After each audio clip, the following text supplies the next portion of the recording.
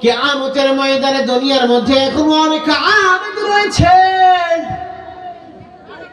আমলের কোনো অভাব নাই, হজ করার কোনো অভাব নাই। যাকাতের সময় যাকাত তার এলাকার মধ্যে সর্বোচ্চ বেশি যাকাত প্রদান করে, হজের মৌসুমে হজ করে, শরীয়ত মোতাবেক তার জীবনটাকে পরিচালনা করে। কিন্তু তার অধীনস্থ যারা রয়েছে তাদের কোনো খবর নাই, তাদের সাথে যোগাযোগ রাখে না, তাদের দিন শিখায় না। আল্লাহ না করুক, আল্লাহ না করুক, যে সে যত বড় আবেদ কেন হোক, কাল কিয়ামতের ময়দানে তার অধীনস্থ যারা রয়েছে তাদেরকে দিন না শেখার কারণে আল্লাহ তাআলার কাঠগড়ায় তাকে দাঁড়াইতে হবে। তাহলে আমরা বুঝলাম অধীনস্থ যারা আছে, আমাদের যে নিকটবর্তী আমাদের যে ছেলে সন্তান রয়েছে, তাদেরকে যদি আমরা দিন না শিখাই তাহলে আল্লাহ তাআলার কাঠগড়ায় আমাদেরকে দাঁড়াইতে হবে। এক লোক ওমর ফারুক রাদিয়াল্লাহু তাআলা আনহুর কাছে ডাক দিয়ে বলে, খলিফাতুল মুসলিমিন, আমার সন্তান আমার হক আদায় করে না। ওমর রাদিয়াল্লাহু তাআলা আনহু ডাক দিয়ে বলে, ভাই যাও তোমার সন্তানকে তুমি কি নিয়ে আসছো? ওই লোকটা ডেকে বলেন, খলিফাতুল মুসলিমিন, আমার সন্তানকে তো আমি নিয়ে আসি নাই। তাহলে আগামীকাল ওমর ফারুক বললেন, যাও আগামীকাল তোমার সন্তানকে তুমি নিয়ে আসবা। ওই লোকটা আগামীকাল খলিফাতুল মুসলিমিন হযরত ওমরের কাছে যখন তার সন্তানকে নিয়ে আসলো, ওমর ফারুক বলতেছে, ও যুবক, তুমি তোমার পিতার হক কেন আদায় করো না, মাতার হক কেন আদায় করো না? এইবার ওই যুবক ডাক দিয়ে বলতেছে, খলিফাতুল মুসলিমিন, হক কি শুধু পিতার কিছু হক আছে, সন্তানের কোনো কি হক নাই? হযরত ওমর রাদিয়াল্লাহু তাআলা আনহু ওই সময় যে কয়েকটি হকের কথা বলেছেন, এক নম্বরে যে হকের কথা খলিফাতুল মুসলিমিন বলেছেন, পিতার জন্য সন্তানের প্রথম নাম্বার হক একজন দিনদার মা। আপনার ছেলেকে যখন বিবাহ করাইবেন, আপনার নাতি আপনার কাছে যে হক পায় সর্বপ্রথম সেটি হচ্ছে একটা দিনদার মা। ছেলের জন্য যখন ছেলেকে বিবাহ করাবেন, তখন আপনার ছেলের জন্য একজন দিনদার মার ব্যবস্থা করবেন। আপনি দিনদার মা যদি আপনার কাছে এসে যায়, ছেলে বিবাহ করানোর ক্ষেত্রে যদি প্রথম আপনার চয়েস থাকে দিনদার মা, আপনার ছেলেকে বিবাহ করার ক্ষেত্রে যখন আপনি নবী করিম সাল্লাল্লাহু আলাইহি ওয়াসাল্লাম বলেছেন, আমার উম্মতের দল তোমরা চারটি জিনিস দেখে বিবাহ করো। এক নাম্বার,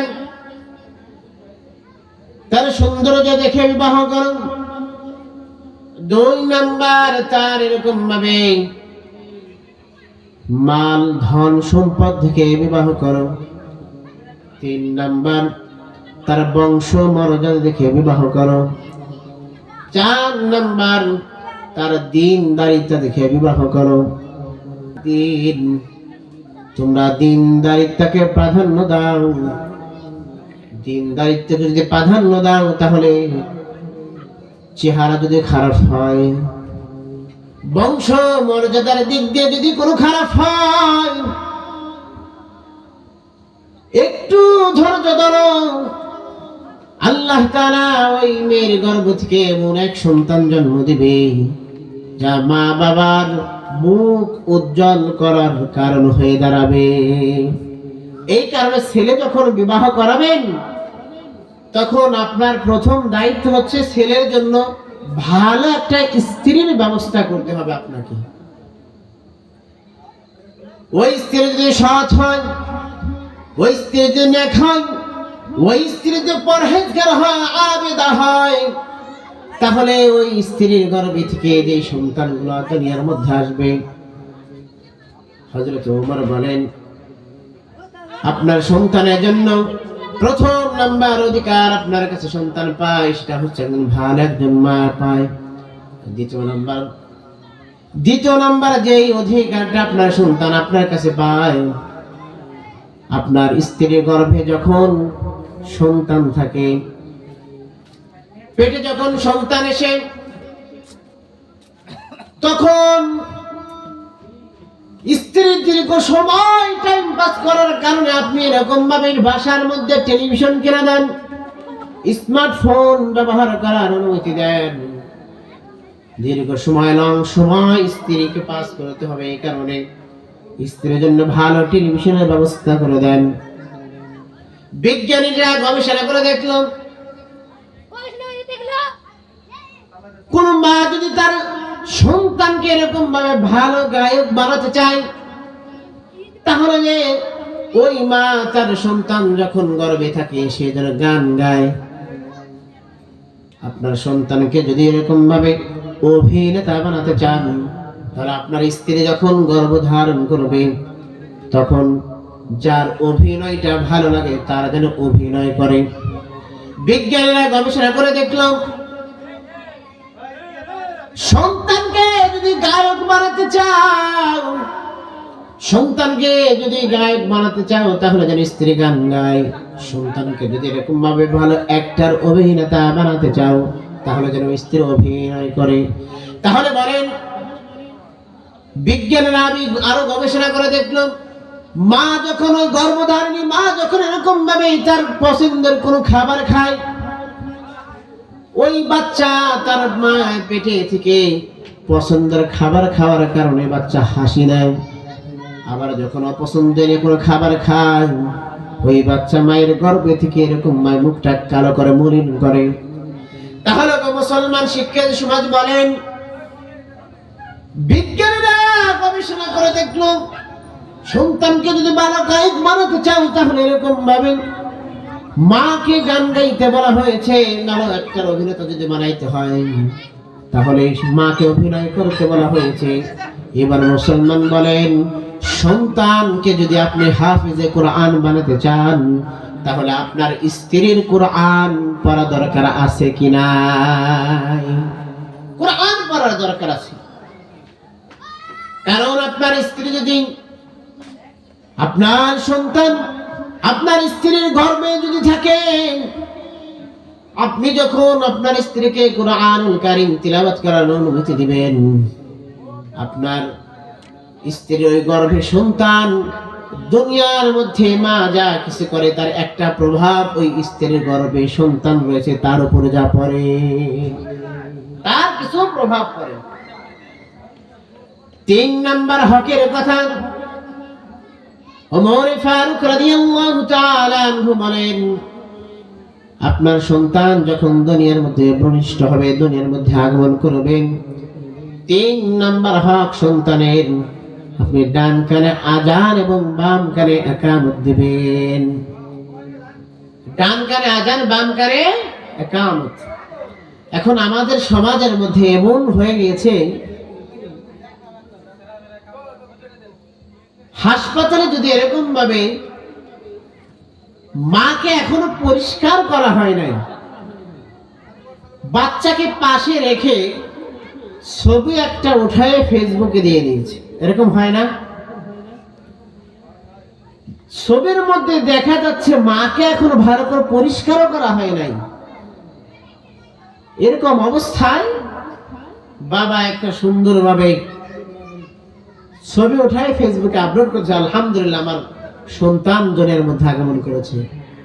কিন্তু বাবার উচিত ছিল তার ডান কানে আযান এবং বাম কানে ইকামত দিয়ে ওই সন্তানের দুনিয়ার আসার পর থেকেই এটা বোঝানো যাওয়া উচিত ছিল, এই দুনিয়ার পরিচালনা করার যে একজন মালিক রয়েছে তিনি হলেন রব্বে কারীম আল্লাহ তাআলা।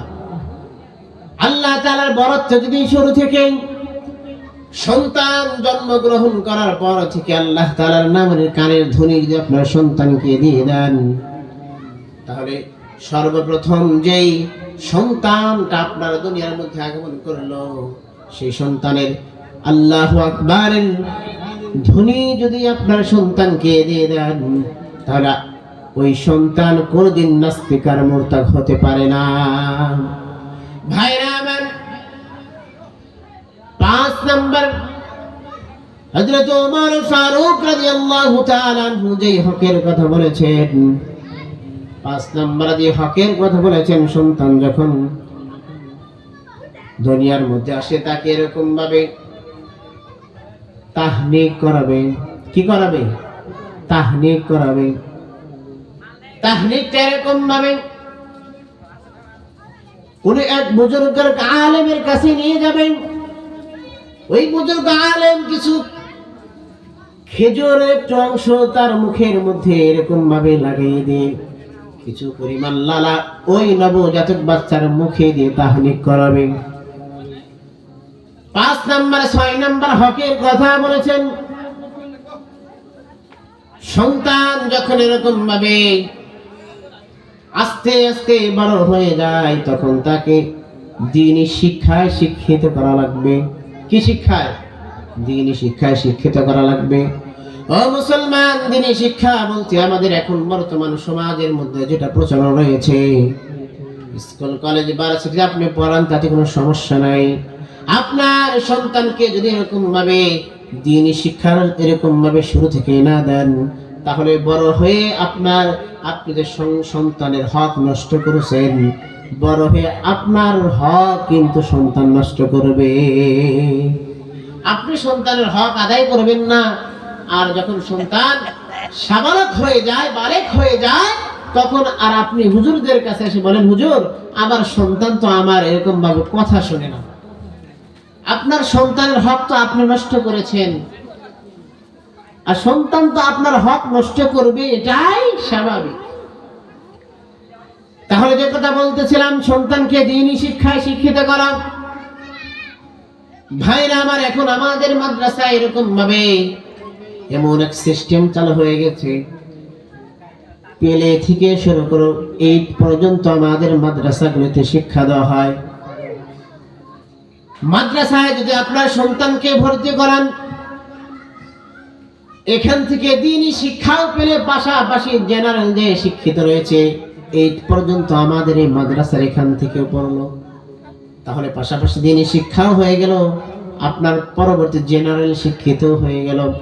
আপনার সন্তান যদি এখানে মাদ্রাসায় পড়ে কোরআনুল কারীম তিলাওয়াত করে শুদ্ধ করে পড়তে পারে, আপনার জানাজাটা পড়তে পারে, আপনার জন্য রব্বির হামহুমা বলে দোয়া করতে পারে, এরকম সন্তান যদি আপনি দুনিয়ার মধ্যে রেখে যান, তাহলে আপনি দুনিয়া থেকে যখন চলে যাবেন, ওই সন্তান দুনিয়ার বুকে যতগুলো ভালো নেক আমল করবে, তার একটা অংশ আল্লাহ তাআলা আপনার কবরের মধ্যে রব্বে কারীম পৌঁছে দিবে।